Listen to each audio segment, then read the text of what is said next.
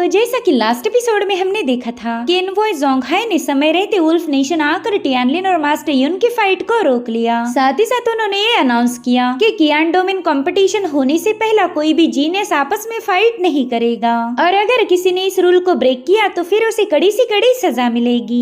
अब इस रूल के सेटअप होने की वजह से टियानलिन अपने दुश्मनों का पूरी तरह से सफाया नहीं कर सकता था। साथ ही एल्डर जोंगहाई ने बताया कि जल्दी लॉस्ट सिटी के डोर्स ओपन होने वाले हैं और उस सिटी के लॉर्ड ने सभी जीनियस को इनवाइट किया तो ये सभी जीनियस वहां जाने के लिए तैयार हो गए। मीनवाइल युनशुई टियानलिन से दूर जाने का फैसला ले चुकी थी, मगर जाने से पहले उसने टियानलिन को किस करके अपने प्यार का इजहार कर दिया। जिसके बाद टियानलिन इंपीरियल कैपिटल पहुंच चुका था, जहां पर उसे उम्मीद है कि वो जल्दी उसकी लवर युनफेई से मिल पाएगा। अब आगे तो इस एपिसोड की शुरुआत में हमें इंपीरियल कैपिटल का खूबसूरत नजारा दिखाया गया। टियानलिन यहाँ के सबसे famous drunken immortal tea house के सामने पहुंच चुका था। यही वो जगह है जहाँ पर उसे युनफेई के मिलने की उम्मीद थी। तो इस लोकेशन को देखते ही टियानलिन को पुरानी सारी बातें याद आने लगी। वो युनफेई से बेइंतहा मोहब्बत करता था, मगर डाफ हेवन ही उनका दुश्मन बन गया। उसने कई सारे लोगों को टियानलिन को खत्म करने का काम दिया था। यहाँ पर टियानलिन युनफेई को बता रहा था कि हमारे दुश्मन चारों ओर फैले हुए हैं, इसलिए मुझे यहाँ से जाना पड़ेगा। लेकिन युनफेई भी उसके साथ जाना चाहती थी। वो उससे रिक्वेस्ट करती कि तुम जहाँ भी जाओगी मुझे भी अपने साथ ले चलो। इस इतनी बड़ी दुनिया में हमारे लिए कोई ना कोई सेफ जगह तो जरूर होगी जहाँ पर हम अपनी जिंदगी के नए सिरे से शुरुआत कर पाए। मगर टियानलिन ने इसके लिए मना कर दिया। वो उसे बता रहा था कि मेरे साथ हेवनली डाओ का फॉर्चून जुड़ा हुआ है, चाहे मैं कहीं भी क्यों ना जाऊँ वो लोग मुझे ढूंढ ही लेंगे। अब मेरे पास बस एक ही ऑप्शन है, मुझे कुछ भी करके हेवनली मैंडेट हॉल को हराना पड़ेगा, तभी जाकर हमारे सर्वाइवल के चांसेस होंगे। ये सब सुनकर युनफेई काफी ज्यादा इमोशनल हो गई। वो टियानलिन से बिल्कुल भी दूर जाना नहीं चाहती थी। तो टियानलिन उसके आंसू पहुंचते हुए उसे समझाने लगा कि अगर तुम मेरे साथ रही तो मैं पूरी तरह से कमजोर हो जाऊंगा। मेरे लिए तुम्हारी सेफ्टी खुद से भी ज्यादा इम्पोर्टेंट है। अगर तुम किसी सेफ जगह रही तो फिर मुझे इस बैटल में ज्यादा फिक्र करने की जरूरत नहीं पड़ेगी। मैं अपना पूरा दम लगाकर दुश्मनों को हरा दूंगा। उसके बाद ही हम दोनों पूरी तरह से आजाद हो सकते हैं। फिर हमें अपनी जिंदगी खुशी से गुजारने से कोई भी रोक नहीं सकता।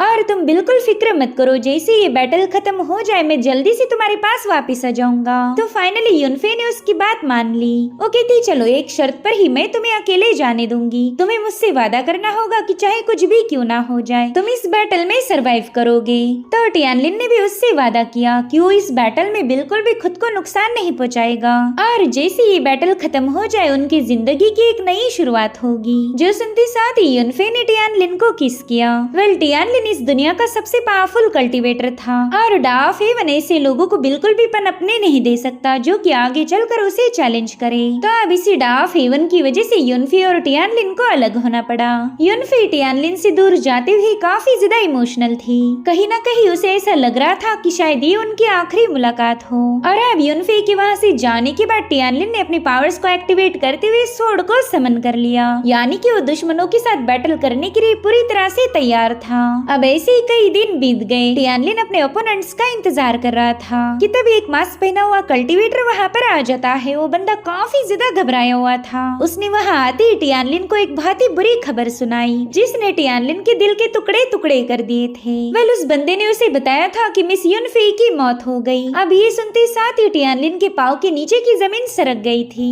उसे इतना बड़ा सदमा लगा कि उसके फाइटिंग स्पिरिट ने भी हार मान ली। अब वो उस बंदे से गुस्से में कहने लगा कि मुझे नहीं लगता कि युनफेई को कुछ हुआ होगा, बताओ वो कहाँ पर है। वो कभी भी मुझे अकेला छोड़कर नहीं जा सकती। जिस पर वो बंदा कहने लगा कि युनफेई हमारे कुछ साथियों को लेकर हेवनली मैंडेट हॉल गई थी, जो कि फिलहाल हमारे कब्जे में है, मगर तभी हम पर अटैक हो गया। हमारे सारे पावरफुल कल्टीवेटर्स मारे जा चुके हैं। अब हमारे हेवनली मैंडेट हॉल में कोई जीनियस नहीं बचा। ये सब सुनकर टियानलिन सीधे घुटनों पर आ गया। उसे अभी भी यकीन नहीं हो रहा था कि युनफेई इस दुनिया से जा चुकी है। यहाँ पर टियानलिन खुद को भी मिटाना चाहता था, लेकिन तभी उसे युनफेई ने कई बातें याद आने लगी। युनफेई ने उससे प्रॉमिस लिया था कि चाहे कुछ भी क्यों ना हो जाए टियानलिन कभी खुद को नुकसान नहीं पहुँचाएगा। और अब यहाँ से कहानी दोबारा से प्रेजेंट टाइम में आ जाती है। तो ये थी टियानलिन की कहानी। टियानलिन समझ चुका है कि अगर युनफेई उससे दूर गई तो वो मारी जाएगी। इसलिए टियानलिन ने खुद से ही वादा किया कि चाहे कुछ भी क्यों ना हो जाए वो इस बार युनफे को खुद से दूर नहीं जाने देगा।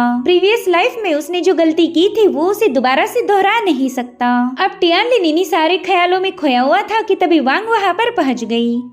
वो टियानलिन से कहती है कि मैं जानती थी तुम्हें ये जगह काफी ज्यादा पसंद आएगी। इनफैक्ट ये टी हाउस हमारी इंपीरियल कैपिटल की शान है। वेल, इस टी हाउस को एस्टेब्लिश करने के बाद यहाँ पर कई सारे रूल्स सेटअप किए गए थे। यहाँ पर बस वही कल्टीवेटर्स एंटर कर सकते हैं जो कि स्पिरिट सी realm या फिर उसके ऊपर वाले कल्टीवेशन लेवल पर हो। किसी भी ऐरे गहरे को इस जगह पर बिल्कुल भी एंट्री नहीं मिलती। जिस पर टियानलिन कह रहा था कि अब तो मैं इस जगह को देखने के लिए और भी ज्यादा क्यूरियस हूँ। और अब हमें ड्रंकन इमॉर्टल टी हाउस के अंदर का सीन दिखाया गया। इस हॉल को काफी ज्यादा एलिगेंट तरीके से डेकोरेट किया गया था। अब यहाँ पर हम ढेर सारे कल्टीवेटर्स को भी देख पाते हैं जो कि अपने अपने कल्टीवेशन realm के जीनियस थे।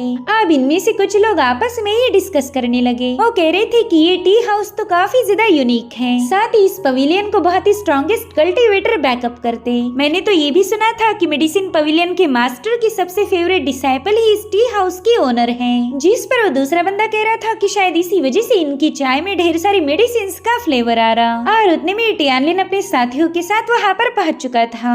अब उसे देखते साथ ही फ्लेम क्लाउड सेक्ट के डिसाइपल्स के मुंह उतर गए। वो कह रहे थे कि हम जहाँ भी जाएं ये टियानलिन वहाँ पर टपक जाता है, पता नहीं हमारा इस बंदे से पीछा कब छूटेगा। वहीं पर टियानलिन ने भी अपने ओपोनेंट्स को नोटिस किया। वो यांग से कहता है कि चाय पीने के बाद तुरंत ही यहाँ से रवाना हो जाएंगे। तो यांग भी कंफ्यूज होकर पूछने लगा कि आखिर इतने सारे लोग यहाँ पर कैसे आ गए। जिस पर वांग कह रही थी कि इसका जवाब मैं देती हूँ। यहाँ पर आधे लोग तो चाय पीने आए हैं, लेकिन बाकी बचे आधे लोग ईस्टर्न डायनेस्टी की सबसे खूबसूरत लड़की को ताड़ने आए हैं। इधर यांग ने तो चाय हलक के नीचे भी नहीं उतारी। वो कह रहा था कि ये चाय तो हद से ज्यादा कड़वी है। इनफैक्ट मेडिसिन भी इतनी ज्यादा बिटर नहीं हो सकती। जो सुनते साथ ही वांग से बताने लगे कि तुम यहाँ की चाय का अपमान नहीं कर सकते। जिस पर यांग कह रहा था कि मैं कोई अपमान नहीं कर रहा, बल्कि ये चाय हद से ज्यादा कड़वी है। मुझे तो ये समझ नहीं आ रहा कि तुम इस चाय को एंजॉय कैसे कर रहे हो। अब यांग की सारी बातें कल्टीवेटर्स ने भी सुन ली थी। वो कहते हैं कि इस बंदे ने तो ड्रंकन इमॉर्टल की चाय का अपमान किया। साथ ही साथ यांग से कहने लगे कि अगर तुझे यहाँ की चाय पसंद नहीं आई तो जल्दी से यहाँ से दफा हो जा। यहाँ का इतना अच्छा माहौल खराब करने की कोई जरूरत नहीं।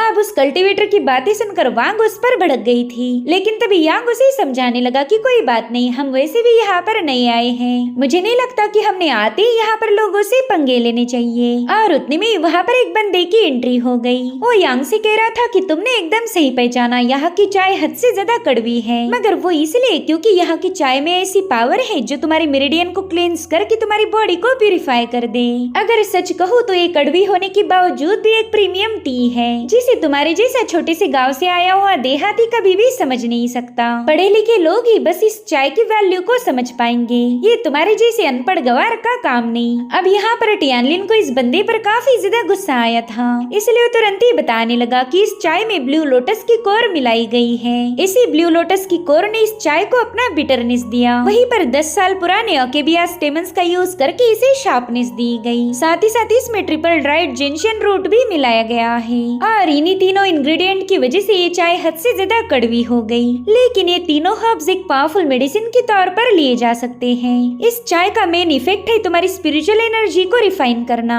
साथ ही साथ ये तुम्हारी मेरिडियंस को भी ओपन कर सकती है। मगर ये चाय सिर्फ उन्हीं लोगों के लिए फायदेमंद होगी जिनकी स्पिरिचुअल पावर बिल्कुल भी स्टेबल नहीं है, या फिर वीक फाउंडेशन वाले लोग भी इसे कंज्यूम कर सकते। इस चाय की मदद से उनका फाउंडेशन काफी ज्यादा सॉलिड बन जाएगा। अगर किसी कल्टीवेटर की स्पिरिचुअल एनर्जी ऑलरेडी प्योर और कंडेंस्ड है और साथ ही उसकी मेरिडियन भी स्मूथ हो तो फिर उस पर इस चाय का कोई असर नहीं होगा। इससे तो उस बंदे को फायदा नहीं बल्कि और थोड़ी सी तकलीफ होगी। अब ये सुनते साथ यांग ने तुरंत ही अपनी चाय की प्याली को खत्म कर दिया। इधर उस बंदे को टियानलिन की बातों पर जरा भी यकीन नहीं हो रहा था। वो कहता है कि तुम दावे के साथ कैसे बोल सकते हो कि तुम्हारी स्पिरिचुअल पावर काफी ज्यादा प्योर है। कम से कम तुम ऐसे तो क्लेम करो जो सुनने वालों को भी सही लगे। जो सुनते साथ ही वांग उस बंदे पर भड़क गई। वो कह रही थी यांशिया, मैं जानती हूँ तुम लोगों का अटेंशन हासिल करने की कोशिश कर रहे हो। टियानलिन ने इस चाय के बारे में जो भी बताया उससे तुम्हारा कोई लेना देना नहीं। जिस पर यांशिया कहता है कि मैं तो अटेंशन हासिल करने की कोशिश बिल्कुल नहीं कर रहा, बल्कि ये काम तो वो लोग कर रहे जो बेवजह का यहाँ पर ज्ञान दे रहे। तो टियानलिन कहता है कि मैंने तो बस सच बताया, अब इस पर यकीन करना है या नहीं ये तुम्हारा ही फैसला होगा। जिस पर यांशिया कह रहा था कि तुम्हारी बातें सच है या झूठ इसे तो कोई प्रूव भी नहीं कर सकता। अगर यहाँ मौजूद कोई भी कल्टीवेटर तुम्हारी बात से सहमत हो तो मैं ये तुम्हारी बातें मान लूंगा। जिसके बाद वो हॉल में मौजूद सभी लोगों से पूछने लगा कि बताओ क्या टियानलिन ने जो बातें कही वो सच थी। और उतने में वहाँ पर इस टी हाउस की ओनर यानी कि युनफेई की एंट्री हो गई।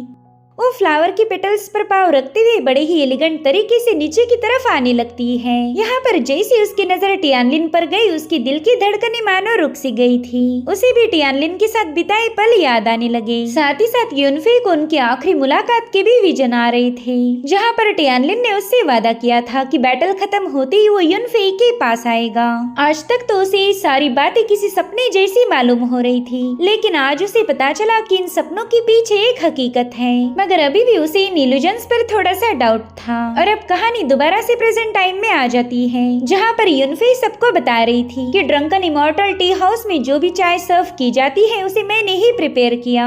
ये चाय 3 स्पिरिचुअल हर्ब्स के प्रोपोर्शन को मिलाकर बनाई जाती है। तो इस यंग मास्टर ने जो भी बताया वो पूरी तरह से सच है। साथ ही साथ इस यंग मास्टर ने ये दावा किया था कि ये चाय बस कमजोर लोगों के लिए फायदेमंद होगी। तो उनकी ये बात भी पूरी तरह से सही है। अब युनफेई की ये सारी बातें सुनकर यानशिया को काफी ज्यादा गुस्सा आ रहा था, क्योंकि सबके सामने उसकी बेइज्जती हो गई। इसलिए वो हार मानते हुए तुरंत ही टियानलिन से माफी मांगने लगा। लेकिन उसकी माफी मांगने का अंदाज बिल्कुल भी सही नहीं था। ऐसा लग रहा था कि मानो टियानलिन से माफी मांगकर उस पर ही एहसान कर रहा हो। इसलिए टियानलिन भी यानशिया की बातों पर बिल्कुल तवज्जो नहीं देता। अब ये देखकर यानशिया दोबारा से उससे माफी मांगने लगा, मगर टियानलिन तो उसे फुल टू इग्नोर मार रहा था। साथ ही साथ यानशिया ने नोटिस किया कि टियानलिन तो बस इस बंदी को ही घूरे जा रहा। इसलिए वो तुरंत ही मिस युनफेई से कहने लगा कि ये बंदा आपको काफी देर से ताड़ रहा है। मुझे नहीं लगता कि आपको लेकर इसके इरादे नेक होंगे। तभी टियानलिन बताने लगा कि मिस युनफेई की खूबसूरती काफी ज्यादा यूनिक है।